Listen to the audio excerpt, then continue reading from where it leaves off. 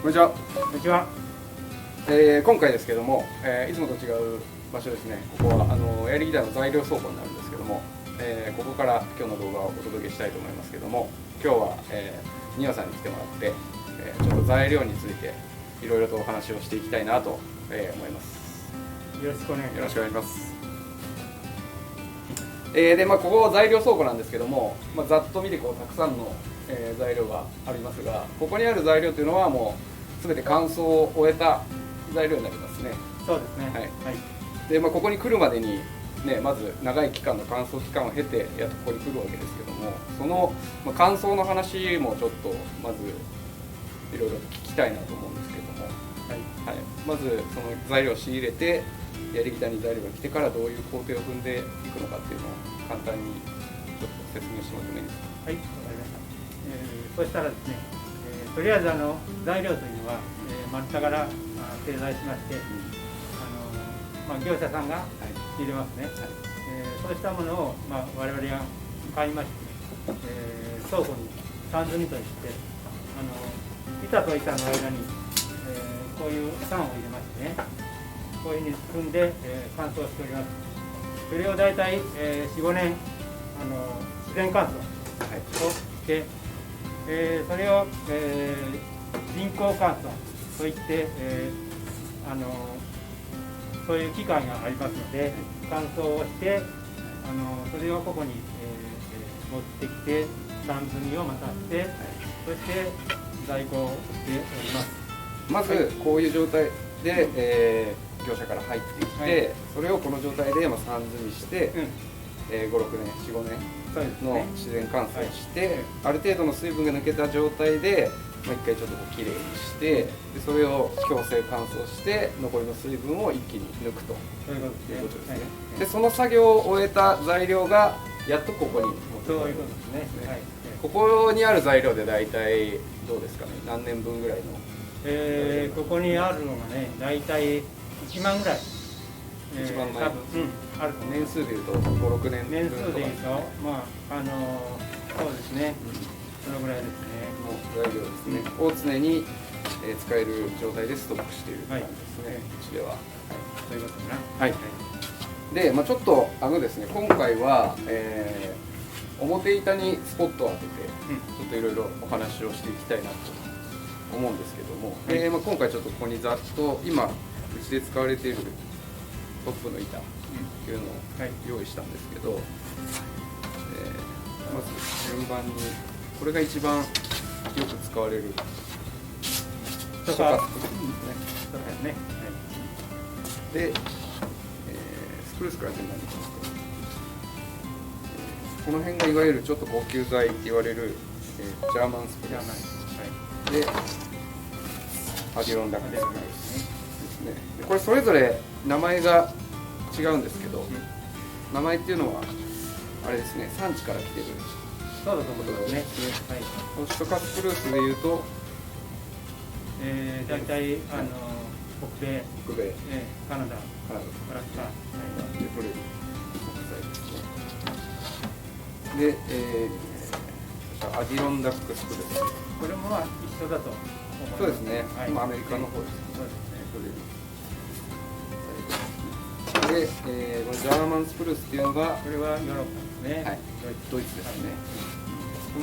スプルースには大概スプルースというか木材には大体その原産国というか産地の名前がついてることが一般的なので、大体スプルースがこれぐらいで、こっちはシダですね。シダですね。これもシダなんですね。ベースみたいになってます。はい。これもカナダとか。そうですね。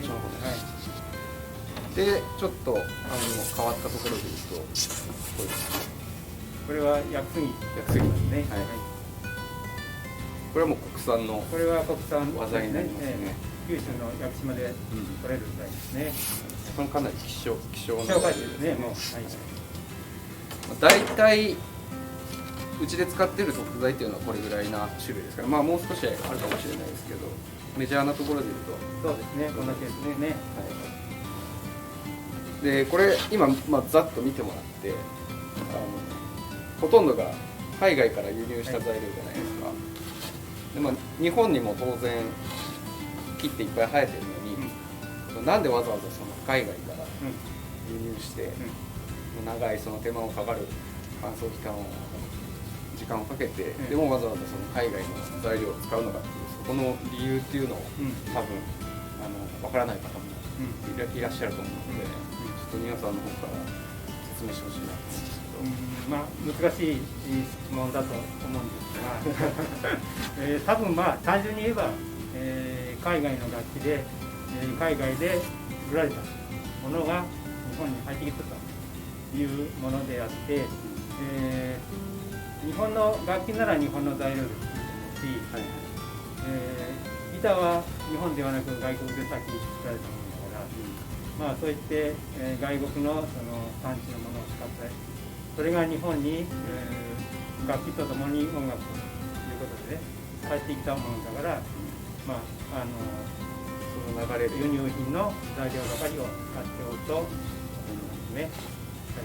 昔は一時、北海道の江戸松を使ったことはあるんですが、結局日本の国土と外国の国土もかなり大きな違いがあって、江戸松すぐなくなってまして、ということで日本の材料っていうのはそうです、だから外国のものの方がたくさんあって、このそれのもたくさんあって、スプルースとかでもやっぱり樹齢、200年とか300年以上の木を使ってなるんですけども、じゃないとこの、目の詰まったいい材料が取れないっていうのも一つあると思うんですけど、そういう木が日本にはなかなか生えてないっていうのもありますよね。そういうことですね。日本で取ると、日本でそういう大きな木が取れない、そこも一つ大きな理由かなと思いますね。でそういう材料を使わなきゃいけないので、かといってそのまま海外から輸入した材料を使ってしまうと、やっぱりよその国と日本とでは気候とかもね全然違いますし、そういうものをいきなり使ってしまうとギターになったら後ですごい狂ってしまうとか、そういうこともあるので、しっかりとした乾燥期間を経て丈夫なギターになるように乾燥させてから、僕らはギターを作り始めるということですね。そういうことですね。この辺は大きく分けて、スプルース、松ですね、松の材料で、こっちはシダ、杉材ですね。大まかにその松と杉、スプルースとシダの違いって簡単に説明すると、これは音の違いですか？音も含めがね、大きく言えば、杉はこういう赤っぽい色、色味、見た目もそうですね。それはスプルースはこういう色ね。それから杉の方がこれ軽いですね、重みが。これはちょっと少し重みがある。それは音の違いは、杉の方がちょっと叩くと分かると思うんですが、柔らかい、軽やかな音がする。重いな。それからスプルースの方が硬くて芯のある音がするように思いますね。そうですね。そういう違いがあると思います。それから杉の方が立ち上がりがいいと大事であって、だからあれですよね、その出したい音に合わせて材料を選ぶっていう感じですよね。そうですね。で、これでスプルースとしたら、一番だからうちのレギュラーラインナップでもよく使われるのがこのシトカスプルースとシダ。スプルースの割合の方が今うちは多いですね。クラシックなんかにはシダの方が多かったりしますよね。で、これも一応シダはシダなんですけども、国産の屋久杉ですね。屋久杉っていうのはそもそもどういう木？一応屋久杉というのは、屋久杉まで育った杉であって、大体1000年ぐらい1000年経った材を、そういう名称で屋久杉1000年ってことは、もしかしたらじゃあこのヤエリギターにある材料の中でも一番長い年月を経た木になるんですかね。まあだと思うんですけど、ですよねって考えると本当に貴重な材料です。貴重なですね。この屋久杉っていうのはいつ頃仕入れたやつなんですかね。大体、30年ぐらい前。ぐらい前に、仕入れたものだと思ってそれはもうこれでギターを作ろうみたいな。いや、ギターではなく、多分先代がいろんな材料を、趣味があって買っておって、まあ、その中で、まあ、非常に貴重な材料ということで買って、多分その頃に大正琴を作り始めた、やり始めた頃、やり始めて順調なとこ、そういう時に大正琴を多分作ろうと思ってね、仕入れて。じゃあもともとは大正琴を作るように仕入れたけども、それが今になってギター。最近で言うとあれですね、85周年モデルの小玉もトップ材としても使われてますので、もし機会があればお店の方でも試奏してみてください。やっぱりちょっと独特な鳴りをしますよね。そうですね。屋久杉っていうのは結構いい音がしますので、ぜひ試していただきたいですね。